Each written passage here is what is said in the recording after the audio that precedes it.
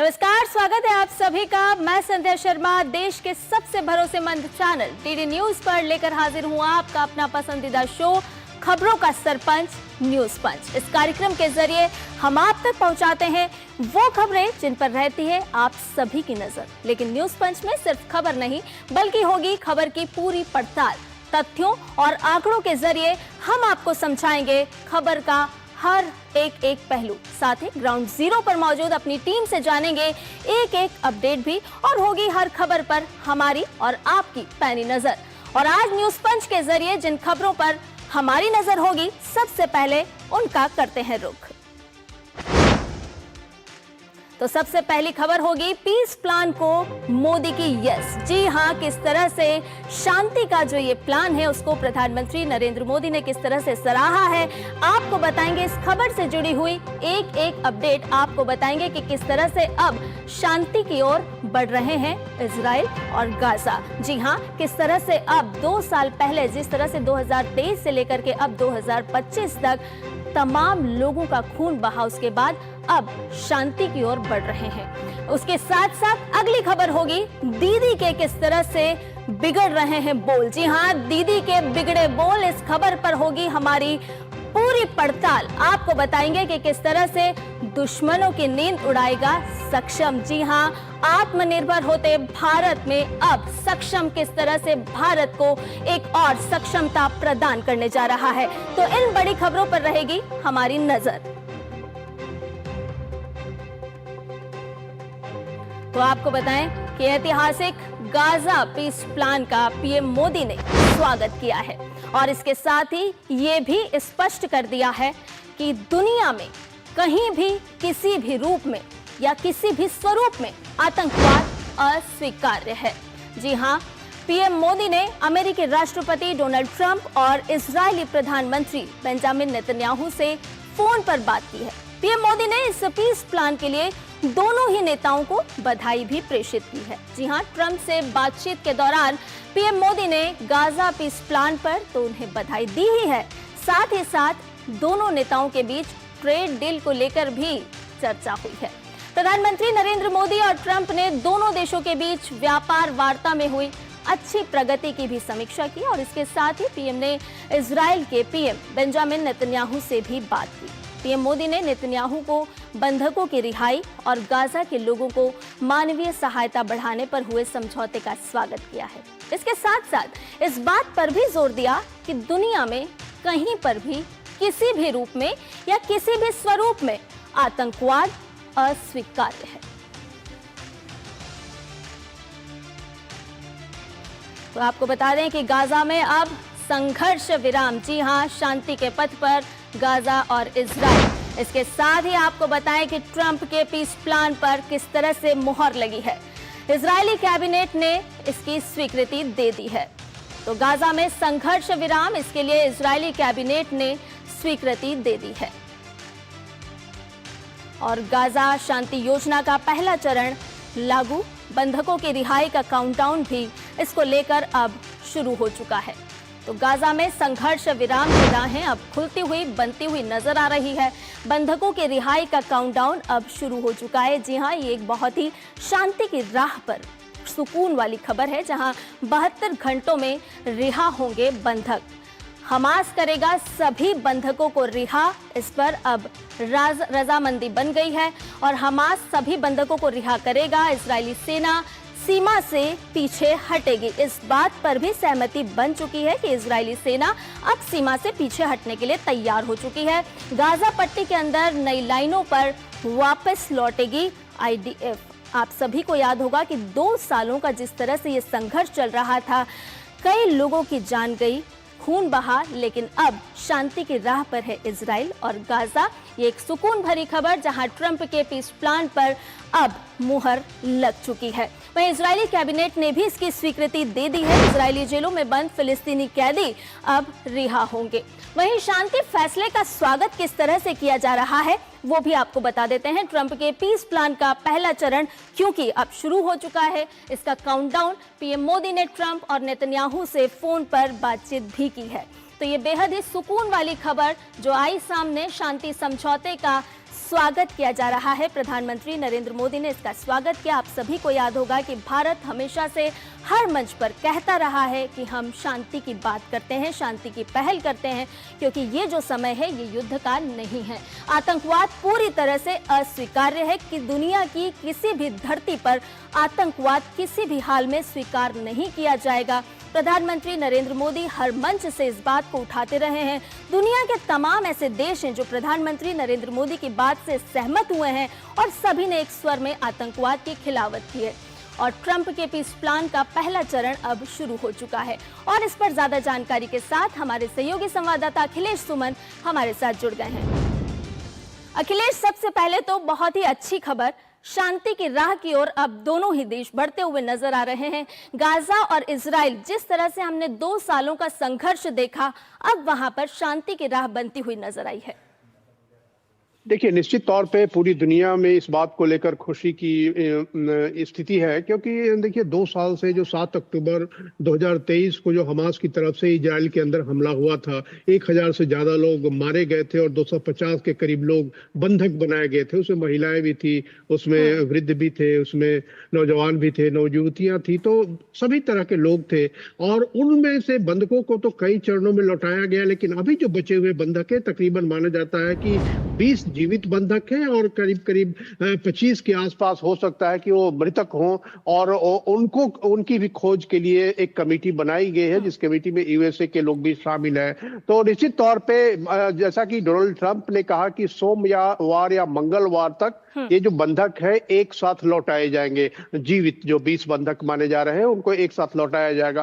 तो निश्चित तौर पे ये पहला चरण जो है, वो पहला चरण काफी महत्वपूर्ण है, क्योंकि इजराइल लगातार इस बात की बात कर रहा था कि पहली शर्त यही होगी कि सारे बंधक लौटाए जाएं। भारत भी इसी बात का समर्थन कर रहा था कि सारे बंधकों को लौटाना सबसे जरूरी है, क्योंकि जो घटना हुई 7 अक्टूबर को 2023 को, वो घटना एक तरीके से आतंकवादी घटना थी। बिना किसी प्रोवोकेशन के एक आतंकवाद के रूप में वहां जाकर घुसे और वहां लोगों को मारा, उसके बाद बंधक बना लिया। तो सब पूरी दुनिया में सभी यही कह रहे थे कि बंधकों को लौटाना बहुत सबसे जरूरी है। और निश्चित तौर पे अब बंधक जब लौटाएंगे तो वो पहला चरण पूरा होगा। निश्चित तौर पे उसमें इजराइल की तरफ से भी कुछ लोगों को, कुछ पैलेस्टीनियन को जो वहां की जेल में बंद हैं, उन्हें लौटाया जाएगा। खास करके जो महिलाएं और बच्चे हैं उन्हें लौटाया जाएगा पैलेस्टीन को। तो निश्चित तौर पे यह कह सकते हैं कि पहला चरण अब पूरा होगा। उसके बाद इजराइल के जो डिफेंस फोर्सेज है, उन्होंने कल अनाउंस किया था कि उन्होंने वापस लौटने की तैयारी शुरू कर दी है। मतलब वो अब गजा से वापस इजराइल की तरफ लौटेंगे। अब इजराइल की तरफ जब वो लौटना शुरू होंगे, कहीं जाकर वो रुकेंगे। इस बीच में दुनिया के सभी देशों की तरफ से आशा व्यक्त की जा रही है कि यह जो पूरी स्थिति है, वह पूरी स्थिति एक अस्थायी समाधान की तरफ बढ़े। और प्रधानमंत्री नरेंद्र मोदी ने जब फोन किया डोनाल्ड ट्रंप को, तो निश्चित तौर पे उन्हें पीस प्लान के लिए बधाई दी। और भारत की तरफ से, भारत के प्रधानमंत्री की तरफ से यह बधाई दिया जाना और पीस प्लान का समर्थन करना इस बात का सूचक है कि किस तरह से ग्लोबल साउथ का जो सबसे महत्वपूर्ण देश है और जिस तरीके से दुनिया का सबसे बड़ा लोकतंत्र, दुनिया की सबसे बड़ी जनसंख्या के वाले देश की तरफ से जब यह समर्थन जाता है, तो निश्चित तौर पे उसकी जो वैलिडिटी है, उसकी प्रासंगिकता है, वो काफी और बढ़ जाती है। बिल्कुल अखिलेश, हम ये भी नहीं भूल सकते कि इस गाजा और इजराइल के जो जिस तरह से अब शांति की तरफ बढ़ते हुए नजर आ रहे हैं, इसमें मध्यस्थता भले ही डोनाल्ड ट्रंप की रही हो, लेकिन भारत की भूमिका भी अहम है, क्योंकि भारत हमेशा से हर मंच पर आतंकवाद का विरोध करता रहा है। साथ ही साथ प्रधानमंत्री नरेंद्र मोदी ने साफ स्वरों में यह कहा कि यह समय युद्ध का नहीं है, बुद्ध का है। देखिए, बिल्कुल ठीक कहा आपने। और ये जो पूरा संदर्भ है, देखिए कि जब भारत लगातार ये कह रहा था कि जो 2023 की जो घटना है, उस घटना के बाद पूरी दुनिया सकते में थी, और ऐसे में बंधकों को लौटाना, और उसके बाद अगर हमास के सामने कोई बात है, हमास को कोई बात करनी है, निश्चित तौर पे हमास को भी बात करनी है, पैलेस्टीनियन अथॉरिटी को भी बात करनी है, जो पैलेस्टाइन का मुद्दा है, उस मुद्दे पर बैठ के बातचीत करना, डायलॉग एंड डिप्लोमेसी का उपयोग करना, यह सबसे महत्वपूर्ण है। इस तरह की आतंकवादी घटना से किसी को फायदा तो हुआ नहीं और न किसी को फायदा होता है। इस तरह की आतंकवादी घटना से सबसे ज्यादा जो घाटा हुआ वो गजा में रहने वाले फिलिस्तीनी लोगों को हुआ और कुछ वेस्ट बैंक के लोगों को भी हुआ। यहाँ तक कि देखिए बहुत सारे लोग 67,000 के करीब फिलिस्तीनी मारे गए हैं इस पूरे घटनाक्रम में और लाखों लोग वहां से गजा को छोड़कर भागने को मजबूर हुए हैं। तो निश्चित तौर पे जो हमास की जो आतंकवादी घटना थी उसने सबसे ज्यादा फिलिस्तीनी लोगों को नुकसान पहुंचाया है। और आज जब स्थिति यह है कि प्रधानमंत्री नरेंद्र मोदी ने जब बेंजामिन नेतन्याहू को भी फोन करके इस बात के लिए बधाई दी कि जो ट्रंप का जो पीस प्लान है उस पर आगे बढ़ने के लिए, और साथ साथ उन्होंने यह भी कहा कि आतंकवाद को किसी भी रूप में बर्दाश्त नहीं किया जाएगा और नहीं किया जाना चाहिए। तो निश्चित तौर पे एक तरीके से आतंकवाद के खिलाफ ये बात थी। और दूसरी तरफ जब उन्होंने ये कहा कि जो मानवीय सहायता है, मानवीय सहायता भी खुलने का रास्ता बन गया है, तो निश्चित तौर पे दोनों स्थितियों में दोनों बातें प्रधानमंत्री नरेंद्र मोदी ने नेतन्याहू से कही कि अभी जो पीस प्लान पे काम चल रहा है वह बहुत महत्वपूर्ण है और साथ साथ गजा के लोगों को जो मानवीय क्षति हुई है और जो मानवीय जरूरतें हैं उनको भी पूरा होने का रास्ता बन गया है। तो निश्चित तौर पे भारत लगातार 2 स्टेट सॉल्यूशन का समर्थन करता रहा है कि पैलेस्टाइन को एक स्वतंत्र राष्ट्र के रूप में दर्जा दिया जाना चाहिए, मान्यता दी जानी चाहिए। भारत लगातार कहता रहा है और भारत इस बात का हर मंच पे कहता रहा है, लेकिन आतंकवाद उसका तरीका नहीं हो सकता, यह भी भारत कहता रहा है। बिल्कुल अखिलेश, आतंकवाद किसी भी सूरत में बर्दाश्त नहीं किया जा सकता और किसी भी देश के लिए यह स्वीकार नहीं होगा। बहुत बहुत शुक्रिया अखिलेश तमाम जानकारी हमसे साझा करने के लिए। और इसके साथ ही अब बात पश्चिम बंगाल की मुख्यमंत्री ममता बनर्जी की। एक बार फिर ममता बनर्जी के बोल बिगड़ गए हैं। जी हां, उनके बिगड़े हुए बोल अब सामने आए हैं। ममता बनर्जी ने एसआईआर पर केंद्र सरकार को ही चुनौती दे डाली है। मामले में ममता ने कहा है कि बंगाल में एसआईआर नहीं लागू होने देंगे। ममता ने आरोप लगाया है कि इसकी आड़ में असली वोटर्स के नाम हटाने की कोशिश हो रही है। हालांकि जिस तरह से ममता के बोल लगातार बिगड़ रहे हैं वो हमारे सामने है। ग्राफिक के जरिए समझते हैं कि ममता बनर्जी के ये जो बिगड़े हुए बोल हैं आखिर इससे जुड़ा हुआ मुद्दा क्या है। आपको बताएं कि एसआईआर पर दीदी की केंद्र सरकार को धमकी है। जी हां, पश्चिम बंगाल में लागू नहीं होगा एसआईआर, ये ममता दीदी कह रही हैं। उनका कहना है कि एसआईआर पश्चिम बंगाल में हम किसी भी सूरत में लागू नहीं होने देंगे और उसी को लेकर के तल्ख टिप्पणी करती हुई ममता बनर्जी लगातार नजर आ रही हैं। ममता बनर्जी ने कहा है कि पश्चिम बंगाल अलग है। अब कैसे अलग है ये शायद ममता बनर्जी ही बता पाएंगी, क्योंकि पश्चिम बंगाल अलग कैसे हो सकता है। एसआईआर की आड़ में वोटर्स के नाम हटाए जा रहे हैं, ये भी आरोप है ममता बनर्जी का। वो कह रही हैं कि एसआईआर पर केंद्र सरकार को तल्ख टिप्पणी करते हुए ममता बनर्जी नजर आ रही हैं। हालांकि ममता बनर्जी जिस तरह से अपने बिगड़े हुए बोल के नाम से जानी जाती हैं, तो एक बार फिर उनके बोल बिगड़े हैं। इस पर भारतीय जनता पार्टी ने पलटवार किया है। जी हां, भारतीय जनता पार्टी ने क्या कुछ कहा है वो भी देख लीजिए। ममता बनर्जी सचिवालय में बैठकर धमकी दे रही हैं। ये बात है भारतीय जनता पार्टी की तरफ से संवैधानिक संस्थाओं को बदनाम करने की कोशिश की जा रही है। हम सभी जानते हैं कि चुनाव आयोग जिस तरह से काम कर रहा है उसको लेकर ममता बनर्जी की टिप्पणी है। घुसपैठियों और फर्जी वोटर्स के नाम हटाए जा रहे हैं, ये बात भारतीय जनता पार्टी की तरफ से कही गई है। पलटवार करते हुए टीएमसी को सिर्फ घुसपैठियों के वोट का ही सहारा है और यही वजह है कि ममता बनर्जी के बोल बार बार बिगड़ रहे हैं।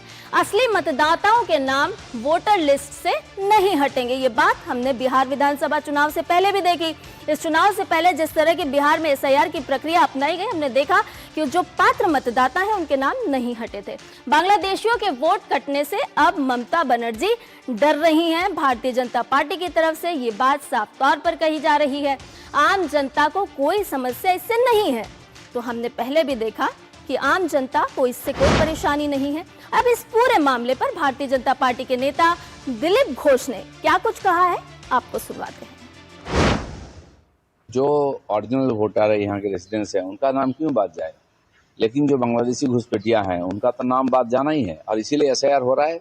और निश्चित जान लीजिए उसके साथ साथ जो और फर्जी वोटर है, दूसरी जगह नाम है, यहाँ भी है, डबल है, किसी का डेथ हो गया उसका नाम है, इस सब तो छटाई होना, ये तो सिस्टम है। अरे इसीलिए एसआईआर हो रही है। डर क्यों रहे हैं आप? हर 20-25 साल में होता है और ये एक प्रोसीड्योर हो है। लेकिन आपको डर है कि आपने जो बांग्लादेश से बुला के लोगों को वोटर बनाया यहाँ, ये भी छट जाएंगे। और इस खबर पर शैलेंद्र मिश्र हमारे साथ जुड़ गए हैं। शैलेंद्र, अभी हम जिस तरह से अपने दर्शकों को सुनवा रहे थे और कहा भी जा रहा है बंगाल में भारतीय जनता पार्टी की तरफ से कि ये एसआईआर की जो प्रक्रिया है ये इलेक्शन कमीशन अपनाता रहा है, ऐसे में ममता दीदी को आखिर दिक्कत क्या है? वाकई में क्या घुसपैठियों का डर अब ममता बनर्जी को सता रहा है? देखिए, ममता बनर्जी जो पश्चिम बंगाल की मुख्यमंत्री हैं, टीएमसी की सर्वे सर्वा हैं, उन्हें ये बात समझनी चाहिए कि केंद्र सरकार के किसी फैसले का विरोध करना और तमाम उन निर्णयों का विरोध करना जो केंद्र सरकार द्वारा लिया जाता है, वो अलग बात है। अब उससे आगे आकर संवैधानिक संस्था इलेक्शन कमीशन अगर एसआईआर कराती है पश्चिम बंगाल में, तो उस पर यह कहना कि नहीं होने देंगे और जिस तरह की भाषा का इस्तेमाल उन्होंने किया है, तो ममता बनर्जी को यह बात समझनी चाहिए कि वो किसी संगठन की मुखिया नहीं है, वो एक राज्य की मुख्यमंत्री हैं, एक प्रदेश के मुखिया हैं। तो ऐसे में इस तरह की भाषा कहाँ तक हो चुका है। दूसरी बात यह है कि हम जानते हैं कि पश्चिम बंगाल और असम दो ऐसे राज्य हैं जहाँ पर बांग्लादेश से इनकी सीमा सबसे ज़्यादा लगती है और वहाँ बांग्लादेशी घुसपैठियों की समस्या इतनी एक तरह से कहें ये मुद्दा आज का नहीं है, दशकों से ये बात सामने आती रही है कि बांग्लादेशी घुसपैठी यहाँ पर रह रहे हैं। ये भी दावा किया जाता रहा है कि उसमें बहुत सारे लोग मतदाता बन गए हैं अवैध तरीकों से। तो अगर ये प्रक्रिया अपनाई जाती है और बांग्लादेशी घुसपैठी रोहिंग्या अगर मतदाता बन गए हैं कुछ इलाकों में, तो फिर अगर उनके नाम हटाए जाएं तो दिक्कत क्या है। दूसरी बात यह है कि इस तरह से धमकी देना कि बहुत कुछ हो जाएगा, जो कल उन्होंने बयान दिया, ये किसी मुख्यमंत्री को बिल्कुल शोभा नहीं देता।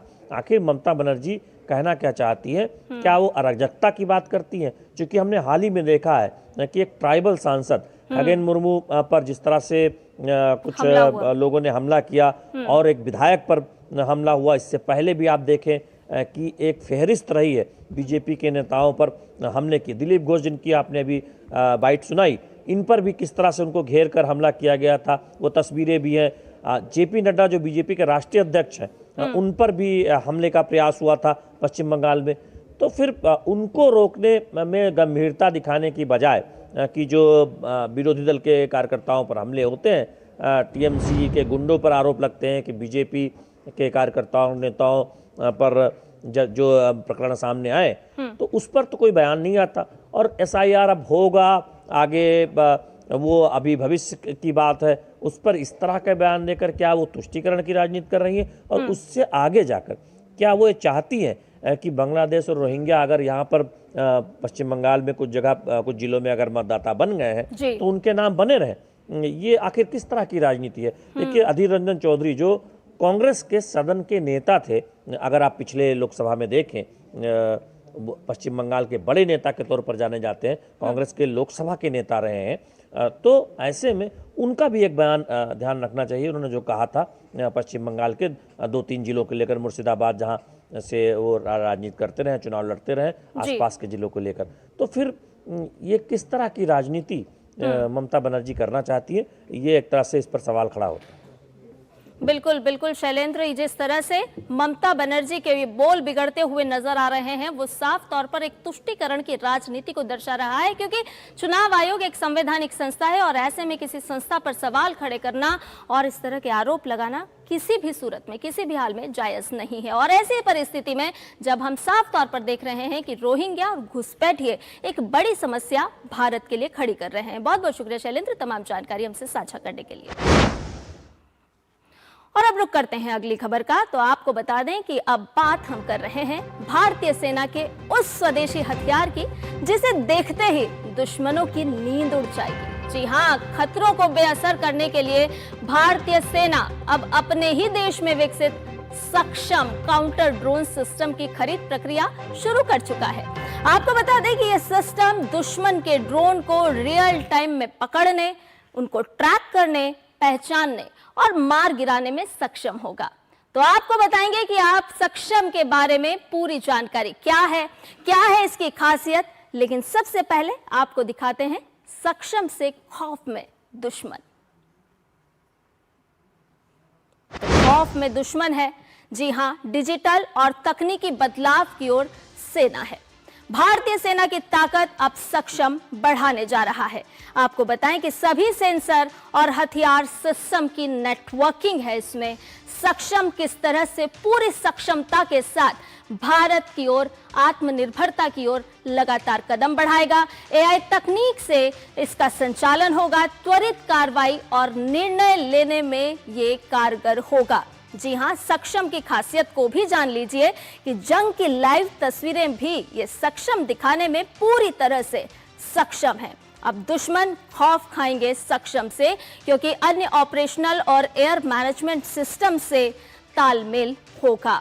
जी हां, युद्ध क्षेत्र में उड़ रहे सभी विमानों की मिलेगी तुरंत और त्वरित जानकारी। तो ग्राफिक के जरिए जान लीजिए कि सक्षम किस तरह से, पूरी तरह से सक्षम है, और ये भारत के रक्षा क्षेत्र में जो आत्मनिर्भरता की ओर बढ़ता हुआ कदम है उसमें एक और चार चांद लगाएगा।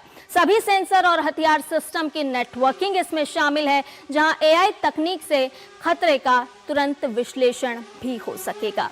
तो इस पर ज्यादा अपडेट के साथ हमारे सहयोगी संवाददाता विशाल बैरिस्टो हमारे साथ जुड़ गए हैं। विशाल, सबसे पहले तो ये बताइए कि रक्षा क्षेत्र में भारत जिस तरह से आत्मनिर्भर होता जा रहा है, ऐसे में सक्षम का भारत के साथ तालमेल मिलाना किस तरह से दुश्मनों के छक्के छुड़ाता हुआ नजर आएगा?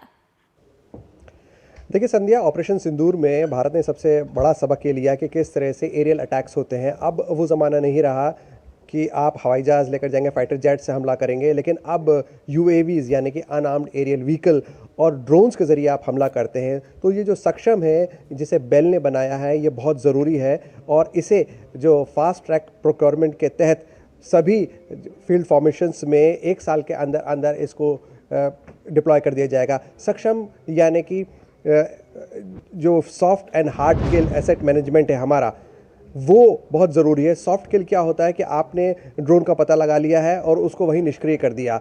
Situational awareness for kinetic soft and hard kill asset management, आपने ड्रोन का पता लगाया, उसको वहीं निष्क्रिय कर दिया, और उसके अलावा ये सॉफ्ट किल है, और उसके अलावा उसको शूट डाउन कर दिया, ये हार्ड किल है। तो सभी जब फील्ड फॉर्मेशंस में ये लागू कर दिया जाएगा तो ये एक अभेद्य दीवार बना देगा और एक तरह का डोम जिसे हम कहेंगे वो हमें प्रोवाइड कराएगा एरियल अटैक से। और ये भारत के लिए बहुत ज़रूरी था, और ये हमारी जो आत्मनिर्भरता है डिफेंस के अंदर, उसमें एक पुख्ता कदम है।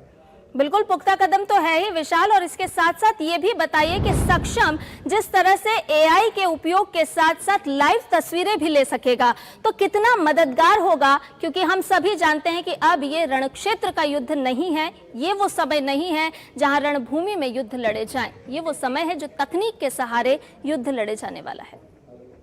जी बिल्कुल ठीक कहा आपने। अब अलग अलग तरह के अटैक्स हो गए हैं, स्पेस के थ्रू होता है, साइबर अटैक होता है, और जियोपॉलिटिकल सिचुएशन जिस तरह से बदल रही है उसके हिसाब से हमें सेल्फ रिलायंट बनना होगा, आत्मनिर्भर बनना होगा। हमें प्रोक्योरमेंट के लिए दूसरे देशों पर निर्भर नहीं रहना होगा, और ख़ास तौर से जो एरियल अटैक्स हैं उसके लिए ये सक्षम बहुत ज़्यादा ज़रूरी है। सक्षम अपने आप में बताता है कि हम कितने सक्षम हैं अपनी एयर डिफेंस को लेकर। तो जो इंडियन आर्मी है वो ना सिर्फ ज़मीन पर बल्कि आसमान पर भी सुरक्षा के पूरे पुख्ता इंतज़ाम करेगी, और उसके अलावा ये ज़मीन पर किसी भी तरह की गतिविधि को भी पकड़ सकेगी। तो ये जो सक्षम हम इस साल के 1 साल के अंदर अंदर सभी फील्ड फॉर्मेशंस में लगा दिए जाएंगे इंडियन आर्मी के, वो इंडियन आर्मी की सुरक्षा को मुस्तैद तो करेगी, साथ ही हमारी जो soft and hard kill capability है उसको भी बढ़ाएगी। बिल्कुल, बहुत शुक्रिया विशाल तमाम जानकारी हमसे और हमारे दर्शकों से साझा करने के लिए।